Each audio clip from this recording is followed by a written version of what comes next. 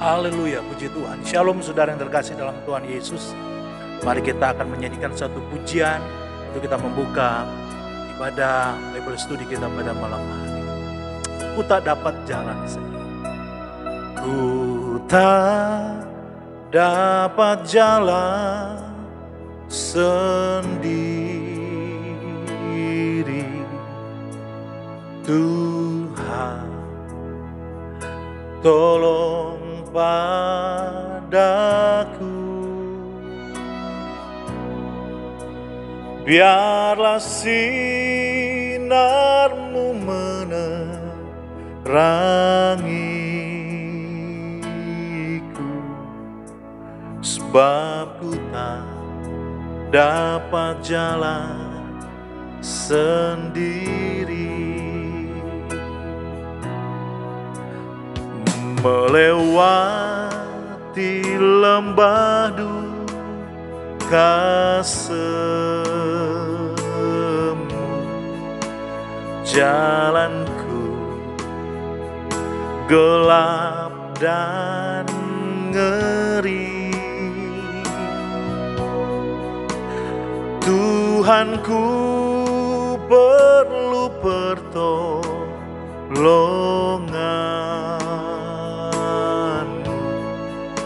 sebab ku tak dapat jalan sendiri.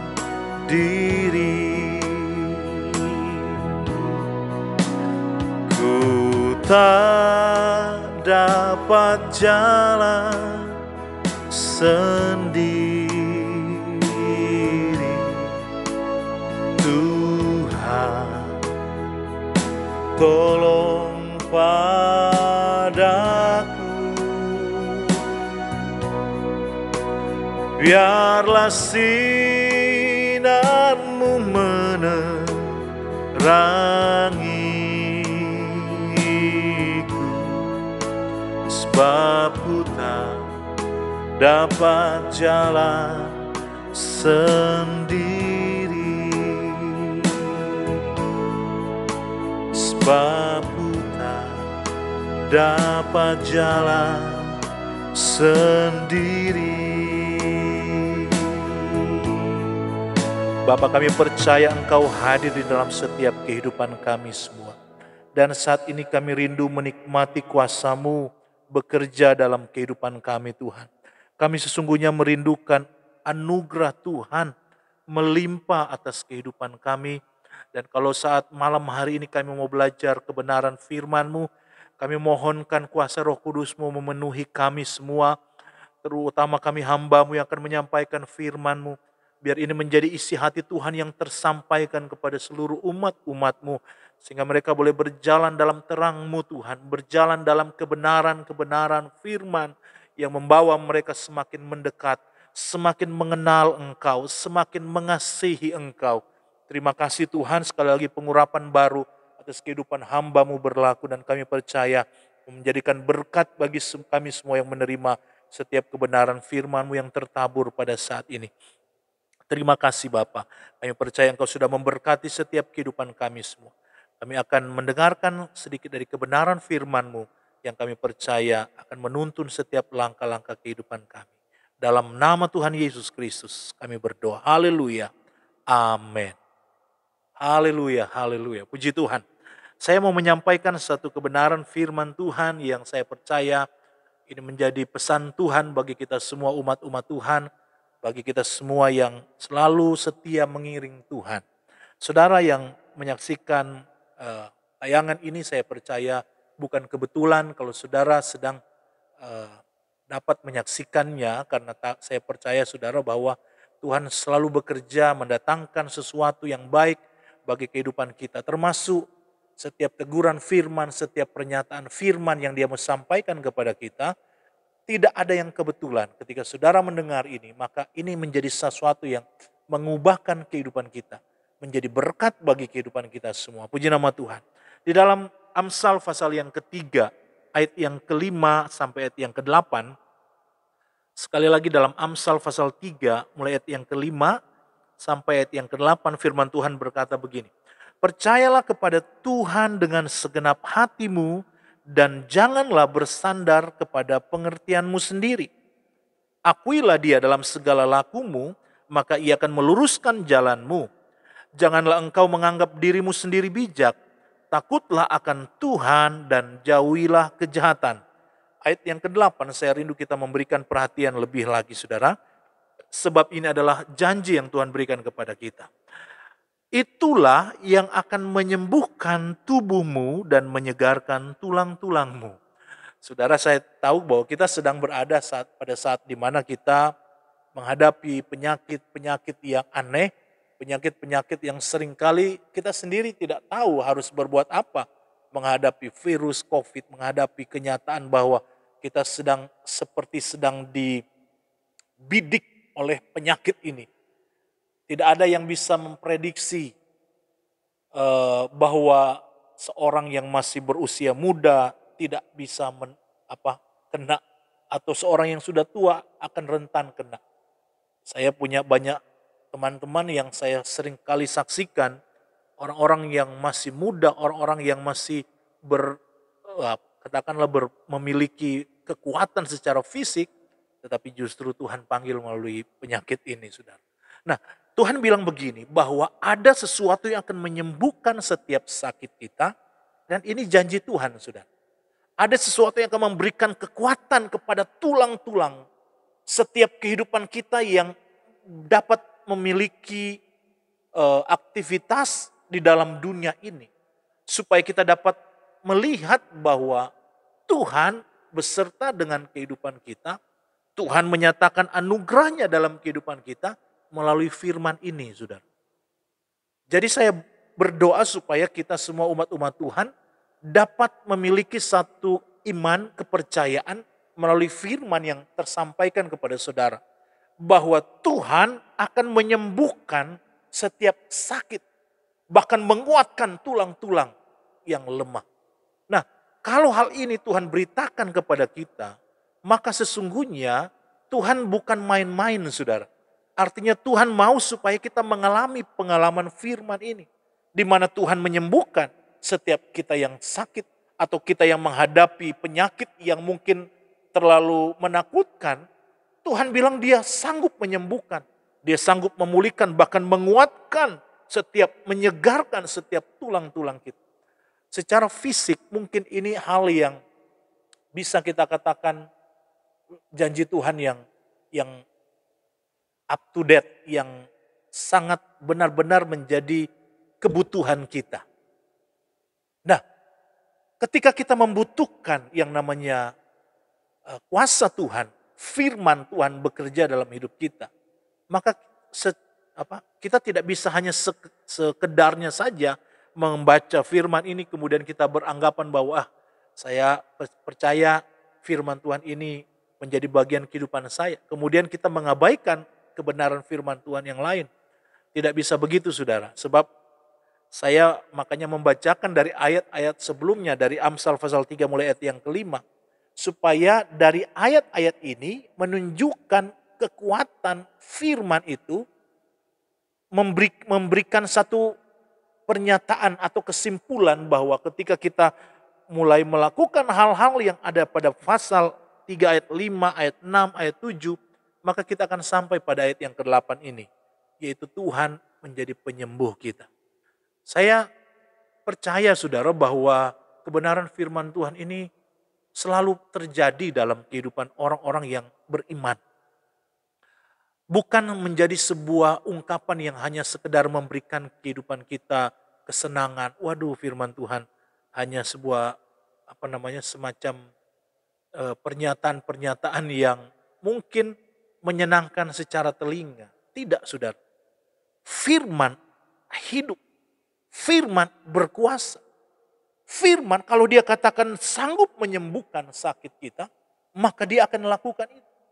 Nah, hanya yang kita perlu pelajari, yang perlu kita ketahui, yaitu pada ayat-ayat yang sebelumnya yang saya bacakan tadi, saudara. Nah, kita mau lihat satu persatu, saudara ya. Dalam ayat yang ke-5 dikatakan begini. Percayalah kepada Tuhan dengan segenap hatimu. Dan janganlah bersandar kepada pengertianmu sendiri.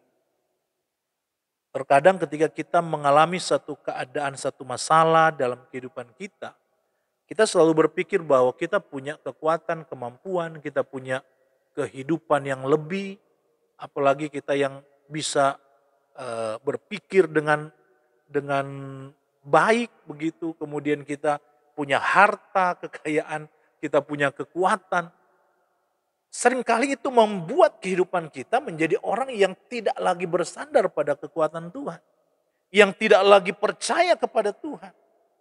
Makanya kita perlu firman ini mengembalikan iman kita kepada Dia. Memang betul Tuhan katakan bahwa Tuhan sanggup menyembuhkan engkau. Itu pasti terjadi, saudara. Tetapi masalahnya, apakah engkau punya iman seperti yang diminta oleh Tuhan?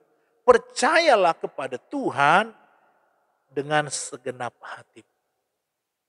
Kita boleh punya rencana, kita boleh punya planning, menjalani tahun 2021 ini. Kita dengan berbagai macam tantangan, berbagai macam halangan yang kita hadapi dengan situasi keadaan yang berat.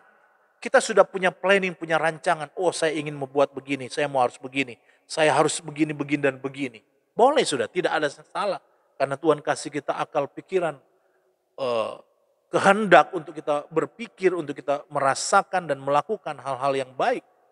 Tetapi Tuhan bilang, jangan itu menjadi sandaran hidup. Jangan kekuatanmu engkau jadikan sandaran hidup. Jangan kepintaran akal pikiranmu engkau jadikan sandaran dalam hidup. Jangan kemampuanmu, hartamu menjadi sandaran hidupmu. Jangan, saudara. Tuhan mau supaya kita menjadikan Tuhan sebagai Allah yang sanggup menolong, menuntun, menjaga, apalagi sudah memberkati. Itu yang harus kita jadikan sandaran. Jangan dengan pengertian. Makanya bangun iman.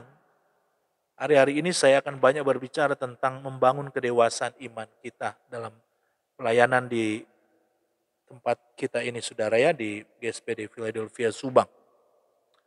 Membangun kedewasaan itu berarti bagaimana kehidupan saudara dan saya memiliki tanggung jawab, memiliki satu pemahaman yang berbeda, punya pandangan. Pada hari Minggu kemarin saya berbicara tentang kalau kita punya level rohani yang lebih tinggi lagi, maka cara pandang kita akan berbeda. Kita akan punya satu pandangan yang lebih luas, sehingga kita tidak akan terganggu dengan hal-hal yang terjadi di sekeliling kita yang hanya mungkin 1-2 meter yang menjadi masalah. Kita tidak akan terhalang dengan itu karena kita punya pandangan yang jauh lebih luas dari apa yang kalau kita masih punya pandangan atau kehidupan rohani yang masih kecil, saudara. Tetapi kalau kita menjadi besar, menjadi dewasa, maka hal-hal ini akan membawa kehidupan saudara dan saya menjadi orang-orang yang sanggup melakukan sesuatu yang mulai berkenan di hadapan Tuhan. Dalam Roma pasal 12 ayat yang kedua itu, saudara ya, kita sudah baca firman waktu hari Minggu kemarin. Nah, saat ini Tuhan mau katakan bagaimana kehidupan saudara dan saya dalam menghadapi perjalanan hidup kita, menghadapi keadaan yang mungkin sukar, sulit di akhir zaman ini. Jangan bersandar pada kekuatan, jangan bersandar pada pengertianmu, jangan bersandar pada keadaan yang membuat engkau mungkin memiliki kelebihan-kelebihan. Tetapi mari kita jadikan Tuhan sebagai sandaran kita dengan membangun, mengupgrade iman, membangun rasa percaya kita kepada Tuhan. Saya mau katakan bahwa gereja saat-saat ini sering atau sudah banyak sekali mengalami degradasi iman. Kenapa, saudara? Karena sepertinya, ini saya mau katakan, sepertinya kok Tuhan tidak bekerja di tengah-tengah pekerjaannya. Kita melihat hamba-hamba Tuhan yang besar mati karena COVID. Kita melihat teman-teman kita, saudara-saudara kita meninggal. Sepertinya ada satu tanda tanya, Tuhan ada enggak engkau? Dan hati-hati, saudara, ini seringkali menghantui kehidupan kita yang seringkali kalau kita tidak membatasi imajinasi kita, pikiran kita, maka itu akan meruntuhkan iman, meruntuhkan sesuatu yang seharusnya kita bangun, itulah percaya kepada Tuhan. Apalagi kalau saudara punya kelebihan-kelebihan yang saya katakan tadi, saudara mungkin punya kepinteran, saudara punya kekayaan, saudara punya kekuatan, saudara punya harta, saudara punya sesuatu yang mungkin tanpa orang lain saudara berkata saya bisa kok. Dan saya berdoa supaya saudara jangan berkata tanpa Tuhan saya bisa. Jangan saudara. Dan itu sangat berbahaya. Saudara harus kembali membangun iman. Saudara mungkin bisa berkata saya seorang pendeta, saya seorang hamba Tuhan. Saya seorang diaken penatua, saya seorang pelayan Tuhan. Oh, belum tentu saudara. Seringkali justru apa yang terbangun dalam pikiran kita itu justru adalah kekuatan, pengertian kita yang sering kali kita ikuti. Sesuatu yang bukan bersandar kepada Tuhan, bukan bertanyakan Tuhan. Ya, Daud adalah contoh yang paling baik untuk kita bisa melihat apa yang ia lakukan dalam pelayanannya ketika belum dia menjadi raja pun. Dia punya kesempatan ketika Saul mau membunuh dia, dan ketika Tuhan izinkan dia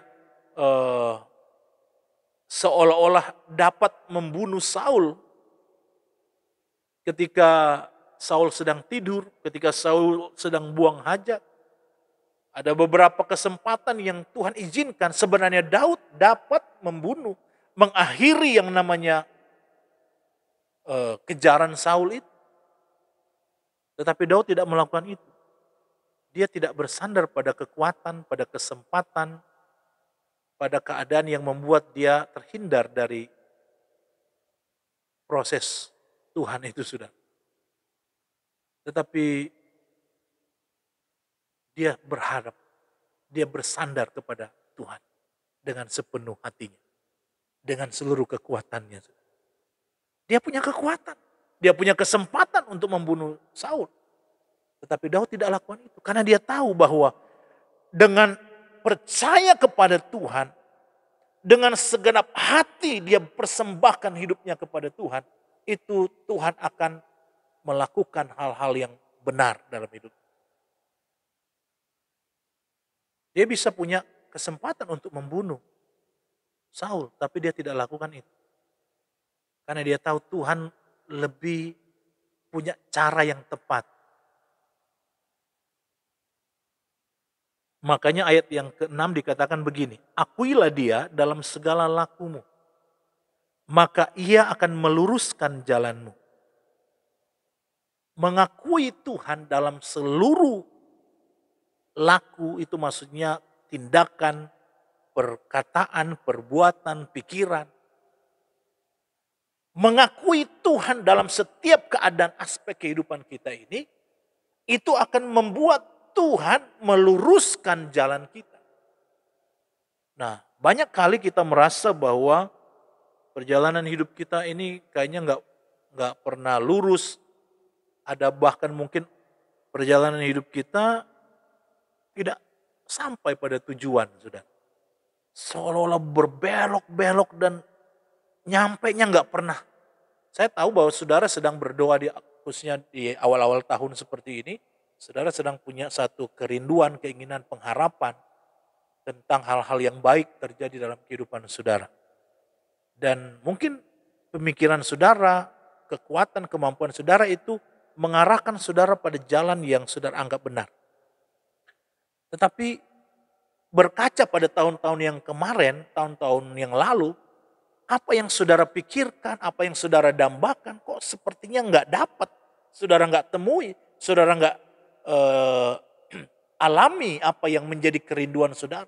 Dan sepertinya jalan saudara berbelok-belok, atau bahkan mungkin tersesat, sehingga yang saudara inginkan tidak saudara dapatkan dalam kehidupan saudara. Nah, Tuhan bilang begini, akuilah dia dalam seluruh lakumu, maka dia akan meluruskan jalan. Kalau dia meluruskan jalan kita, ada beberapa hal yang bisa kita dapatkan sebagai keuntungan dalam hidup kita, saudara. Pertama, jalan yang lurus itu akan mudah sekali untuk kita jalani. Kita tidak akan pernah terombang-ambing dengan hal-hal yang lain. Yang kedua, kalau jalan lurus itu, dia akan memotong banyak sekali waktu untuk kita bisa sampai pada tujuan. Apalagi saudara, saya rasa banyak hal yang akan menjadi keuntungan kehidupan kita kalau Tuhan meluruskan jalan kita, saudara. Tuhan mau membuat saudara dan saya berjalan pada rel, pada jalan yang lurus. Tetapi sebaliknya, kalau kita tidak mengakui Tuhan, tidak ada iman percaya kepada Tuhan, kita andalkan kekuatan pikiran kita andalkan kemampuan kita andalkan kehidupan kita yang katakanlah lebih begitu, saudara. Mungkin kita akan beranggapan, wah ini jalan lurus. Sebab dalam Amsal pasal yang ke-14 ayat yang ke-12 dikatakan begini, ada jalan yang disangka orang lurus, tetapi ujungnya menuju maut. Itu Amsal pasal 14 ayat yang ke-12. Nah, Tuhan tidak mau kehidupan kita menyandarkan kekuatan kita, menyandarkan tujuan atau perjalanan kita kepada pikiran kita, kepada kehendak kita, pada kemampuan-kemampuan kita. Tuhan tidak mau itu terjadi. Tuhan mau kita mengandalkan Dia dengan sepenuh hati. Kita mengakui Dia dalam setiap perbuatan-perbuatan kita. Ayat yang ke-7 dikatakan, janganlah engkau menganggap dirimu sendiri bijak, takutlah akan Tuhan dan jauhilah kejahatan. Nah, itu akibat dari perbuatan ketika kita mengakui Dia dalam segala laku kita. Maka Ia akan meluruskan jalan. Itu relnya, saudara. Jadi ketika kita mulai mengakui Tuhan dalam setiap perbuatan kita, ketika kita bangun, kita bersyukur, terima kasih Tuhan karena Tuhan sudah memberkati saya, memberikan saya kehidupan. Itu berarti memberikan pengakuan bahwa hidup kita ini adalah karena berkat Tuhan. Ketika kita bekerja, berusaha, dan kemudian pada akhirnya pada sore hari kita mungkin menikmati berkat Tuhan melalui usaha kita. Kita bersyukur dan berkata terima kasih Tuhan karena Tuhan sudah memberkati saya sepanjang hari ini. Dan kemudian kita bersyukur, berterima kasih. Nah, itu cara kita mengakui bahwa Tuhan yang berdaulat atas kehidupan kita. Tuhan yang memimpin langkah-langkah hidup kita. Mengakui Dia dalam segala lakumu. Baik di tempat saudara berusaha, di tempat saudara bekerja, di tempat saudara melayani, dalam pelayanan apapun. Mengakui Tuhan. Menjadikan Tuhan itu sebagai sesuatu yang benar-benar adalah kehidupan yang menolong kehidupan kita. Kalau kita sudah melakukan itu, saudara, maka setiap hal-hal yang akan kita lakukan itu akan dijaga oleh Tuhan. Ayat yang ke-7 tadi katakan, janganlah engkau menganggap dirimu sendiri bijak, takutlah akan Tuhan dan jauhilah kejahatan. Itu secara otomatis kita akan dituntun Tuhan kepada hal-hal seperti itu. Takut akan Tuhan, kita menjauhi kejahatan, kita akan selalu bergantung kepada Tuhan. Itu adalah hal yang akan menjadi rel, menjadi jalan di mana kita akan dituntun oleh Tuhan.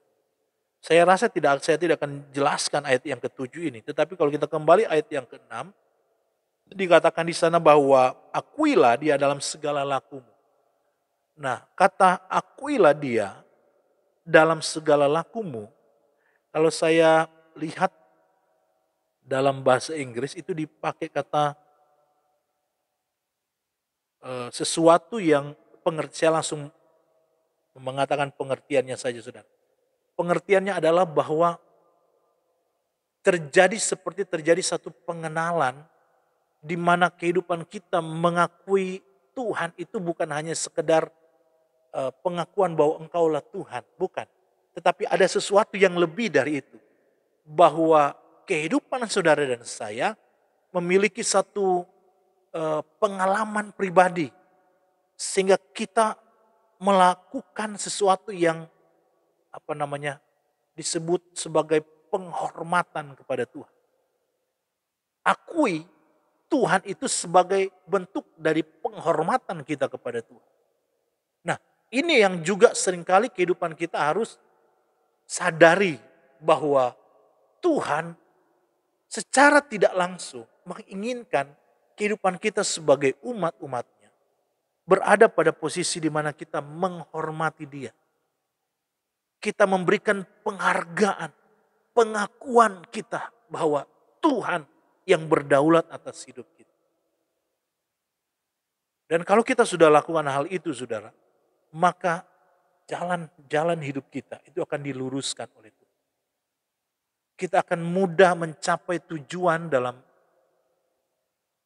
kerinduan, pengharapan saudara.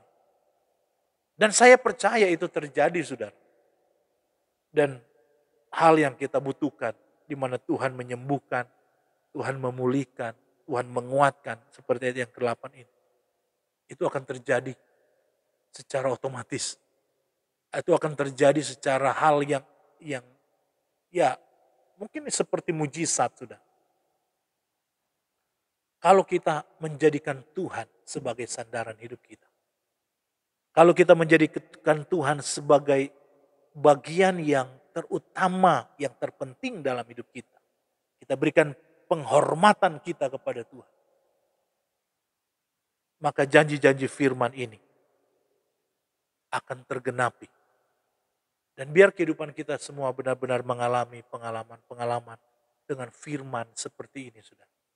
Jadi bukan hanya sekedar informasi bahwa firman itu menyembuhkan kita, menguatkan kita. Saya tahu saudara mungkin sudah berulang-ulang membaca firman ini. Tapi jangan hanya sebagai informasi saja, saudara. Tapi mari kita jadikan firman menjadi bagian yang tergenapi dalam hidup kita. Dan ini firman yang baik, saudara. Tuhan menyembuhkan kita dari sakit, Tuhan menguatkan, menyegarkan tulang-tulang. Hanya bangun iman, tetap berikan penghormatan kepada Tuhan, akui Dia dalam segala laku, maka Dia akan meluruskan setiap jalan-jalan hidup kita. Puji Tuhan, saudara, saya percaya setiap kebenaran firman Tuhan yang bisa kita renungkan saat ini, membawa kita untuk semakin mendekat kepada Tuhan, semakin mengasihi Tuhan. Dan biar di atas setiap perbuatan-perbuatan hidup kita, nama Tuhan dipuji, dipermuliakan. Mari kita berdoa sekali. Kami kembali datang kepadamu dan mengucap syukur atas anugerah dan berkat yang kau limpahkan dalam hidup kami. Kami bersyukur karena setiap kebenaran firman-Mu yang kami sudah dengarkan, kami percaya memberikan kekuatan bagi kami yang merenungkan dan mendengarkan firman. Kami mau belajar untuk melakukan firman-Mu Tuhan, sebab itu urapi dan pakai kehidupan kami semua. Terima kasih. Kami percaya pertolongan Tuhan sudah menjadi bagian dalam kehidupan kami. Engkau yang menyembuhkan setiap sakit kami. Engkau yang menyegarkan setiap tulang-tulang kami. Dan kami mau belajar untuk menjadikan firman ini tergenapi dalam hidup kami. Dengan kami melakukan setiap firman-Mu.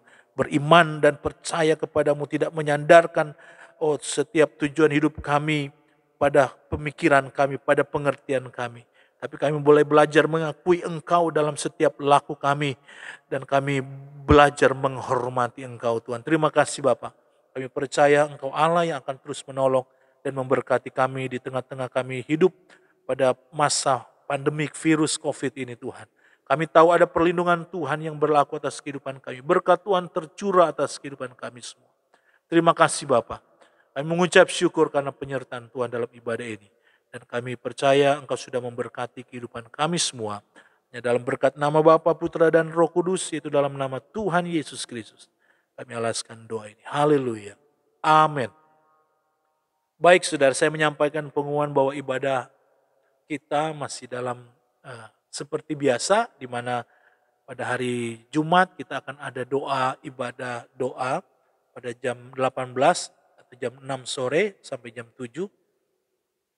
Jam 7 malam itu, saudara, kita akan berdoa supaya Tuhan menolong, memberkati, dan mengurapi setiap pelayanan-pelayanan yang kita kerjakan. Tetapi pada jam hari Jumat itu jam 7 pagi sampai jam 4 sore ada doa rantai di gereja. Kemudian hari Sabtu ibadah pemuda remaja jam 5 sore. Sekali lagi saya sampaikan, ibadah Sabtu pemuda remaja jam 5 sore. Dan kemudian kita kembali pada hari Minggu jam 7 pagi ibadah pertama. dan ibadah kedua jam 9 pagi. Kiranya Tuhan Yesus memberkati kita semua. Oleh kesempatan ini saya berdoa supaya kita semua tetap dilindungi oleh Tuhan, dijaga sehingga kita menerima berkat-berkat Tuhan yang berkelimpahan. Puji nama Tuhan, haleluya.